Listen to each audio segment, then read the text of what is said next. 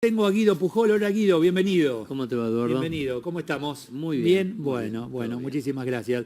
Hola Darío Rubinstein. Buen ¿Cómo día, estás? Eduardo, ¿cómo estás? ¿Siguen haciendo consultas durante el verano? ¿Las compañías te llamaron durante el verano como consultor? Siguen haciendo consultas para ver cómo encaran este año, que está más que complicado para Sí, todas ¿no? las pymes de 20, 30 empleados. Mm. Es como, yo la analogía que hago es que están en un combate de boxeo y están en el octavo, noveno round y le pide que lleguen a mayo, que ahí va a cambiar la tendencia. Sin embargo, ya los voltearon 2 veces, entonces están al borde del knockout. Sí, sí.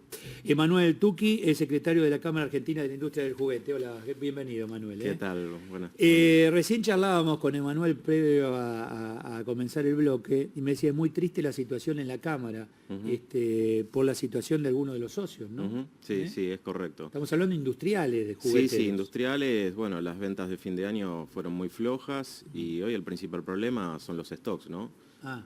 Tanto los fabricantes como nuestros clientes, los comerciantes, tienen stocks muy altos.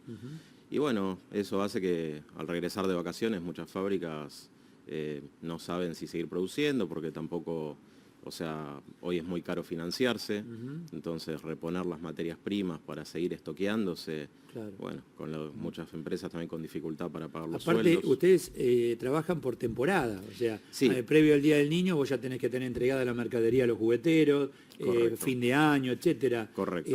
¿Tuvieron casos de clientes que te dicen, no me manden mercadería porque no estoy vendiendo?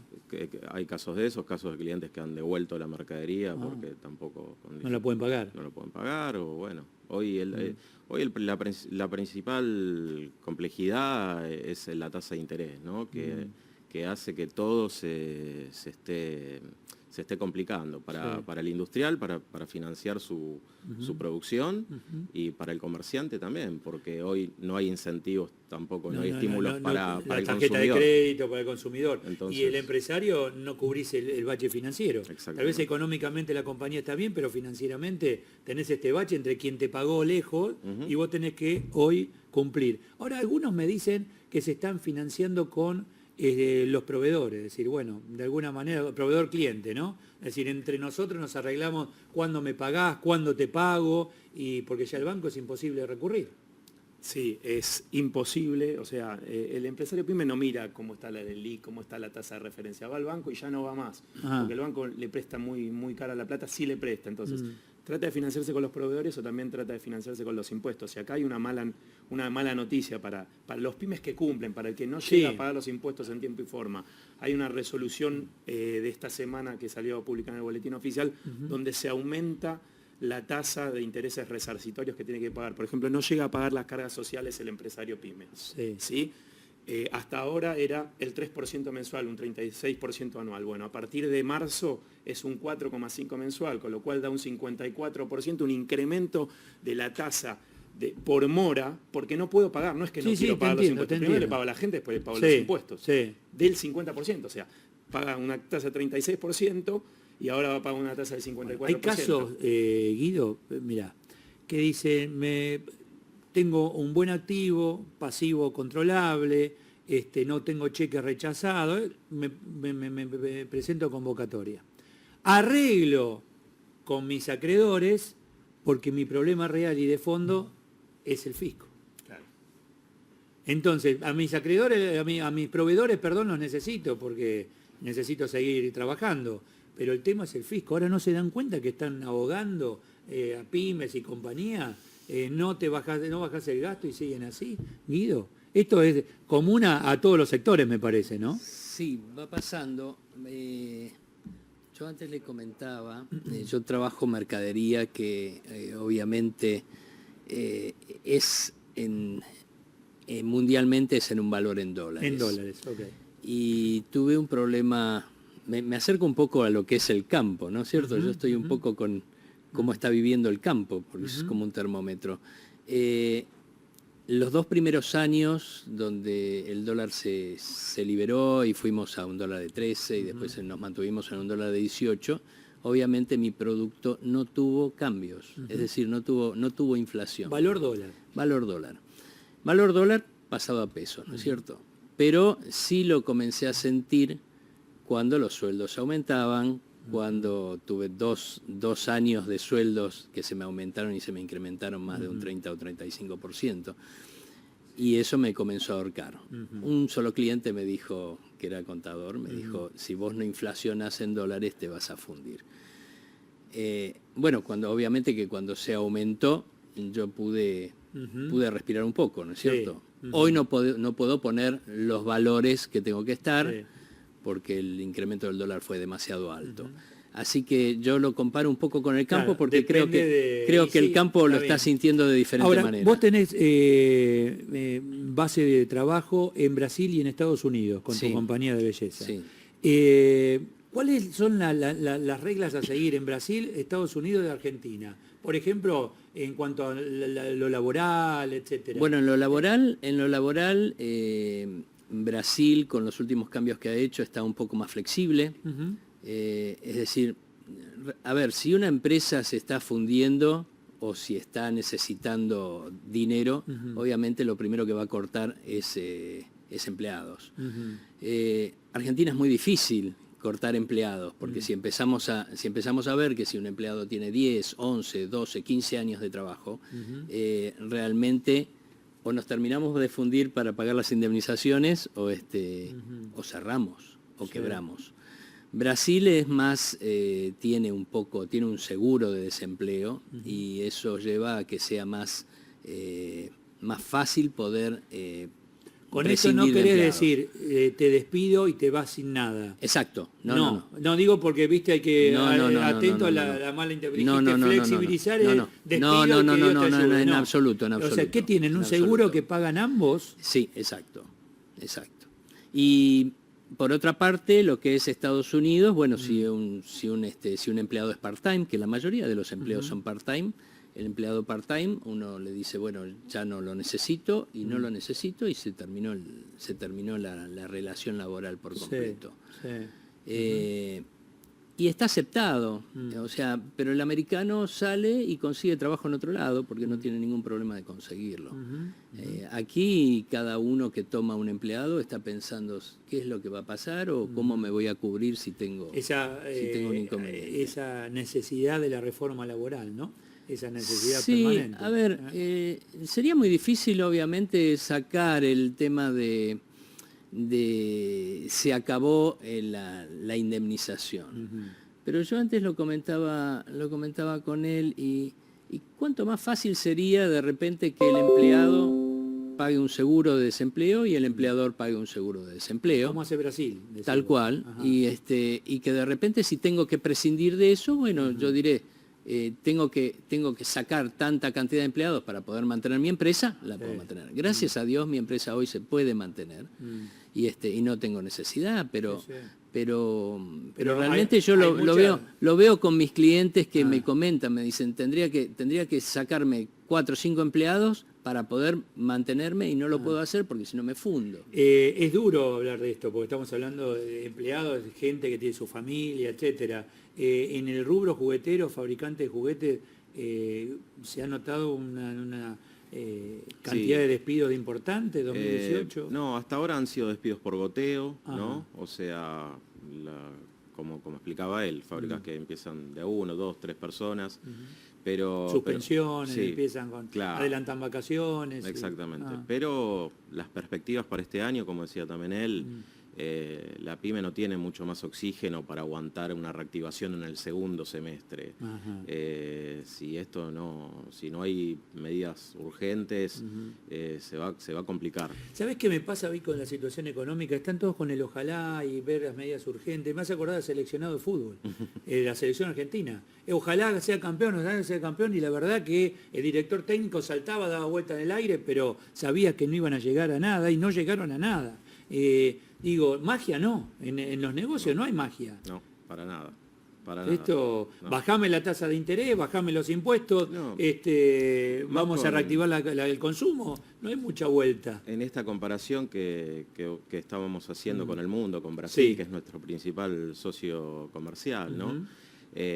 Hoy es realmente, o sea, los industriales estamos intentando exportar cada vez más con la caída del mercado interno, pero realmente es muy difícil por las asimetrías que tenemos, tanto impositivas como laborales. Ajá. Bueno, ni hablar lo que se hablaba antes de la inflación, ¿no? Sí. La inflación, las tasas de interés que tenemos nosotros, nos quitan competitividad.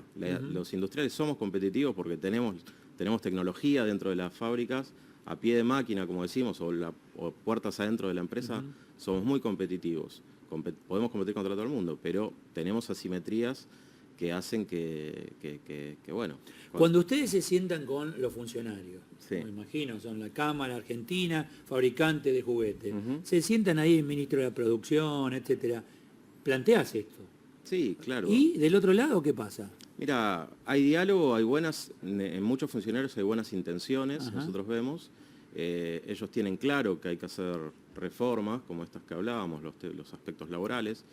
Pero bueno, muchas veces la hoja de ruta se les complica, se terminan demorando.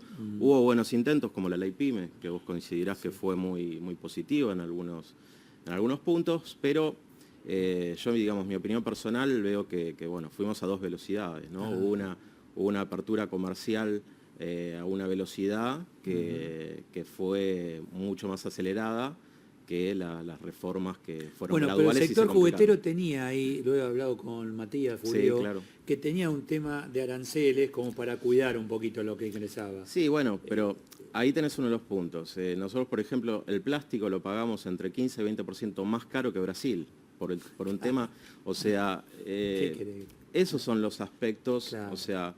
¿Y por qué más caro que en Brasil? Y bueno, justamente por el oligopolio de las petroquímicas, y entonces... Hay mucha concentración, o sea, son pocos. Exactamente. Con el acero pasa lo mismo. Entonces, claro, esas son las cosas que le planteamos al gobierno, que nos dan la razón y en algún momento lo tienen que hacer. Pero bueno, hasta ahora... El tiempo pasa y nos vamos poniendo viejos. Hasta ahora no han podido. Es el tema. Una pequeña empresa donde es familiar, ¿viste? Están ahí, son pocos. Debe ser muy difícil decirle, bueno, Carlito, Mariano, María, chau. Es tremendo. Tan difícil. Vos debés vivir esos hechos, ¿no? Hace 15 días hablando con la hija de una dueña de pyme, me dijo, estamos con... Lo último que queda del barco es la proa y mi mamá está agarrada al barco. O sea, y no podemos más. Tenemos que cerrar, tenemos que reconvertirnos. No tenemos ya venta, ya no pasa solamente por lo financiero que no cobran. Y otro ejemplo de una empresa pyme familiar, 15 empleados, que le vende un servicio, una empresa grande del rubro de la construcción, este año para la licitación por el servicio le dijeron es 20% menos que lo del 2018, si no, no me interesa, yo voy por precio. Y perdió la licitación, pero si toma... ¿Cómo? ¿20% abajo del año pasado? Sí, porque tienen que cumplir con los números que le pide la casa matriz. Se quedó sin cliente. Se quedó sin cliente, pero es preferible quedarse sin cliente porque además cobra... Y no decir sí, claro, y después te vas, ¿no? Porque además cobra a 180 días, le piden todos los pagos de las cargas sociales en tiempo y forma, claro, que si no los paga no puede presentar la factura, y además tiene que pagar el sueldo a los empleados todos los meses, y como no llega a pagar el IVA a los 90 días, se entierra cada vez más. Con lo cual la poca ganancia que puede llegar a tener, la pierde, va perdiendo.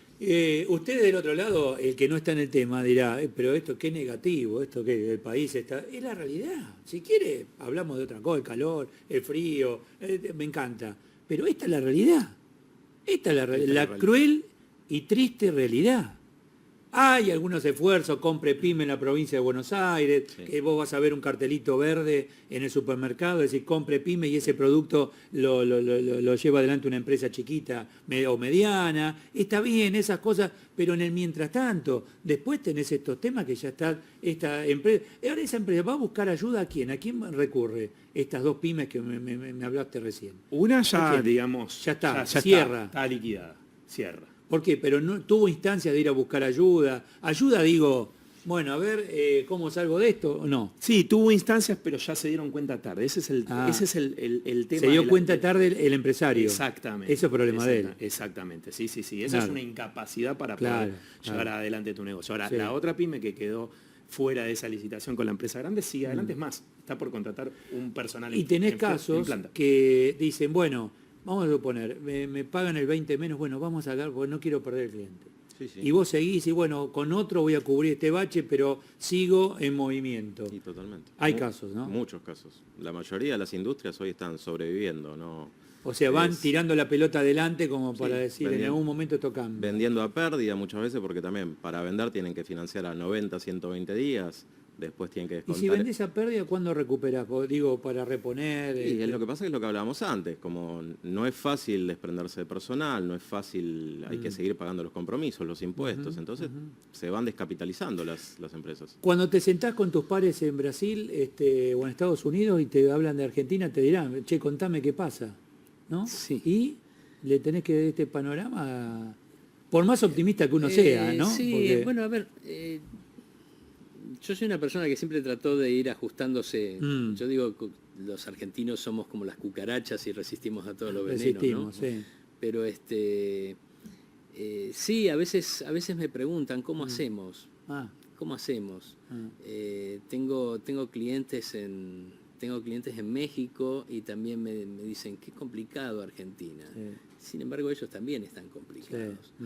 Pero bueno, todos tratan de ajustarse de acuerdo a cada lugar. Yo creo que nosotros, antes comentaba, nosotros somos los millonarios de hace 50 años atrás. Claro, ¿cierto? claro. Entiendo, o sea, cuando hay que ajustarse a los gastos también. Sí. El tema es que acá nos ajustamos los privados. Sí.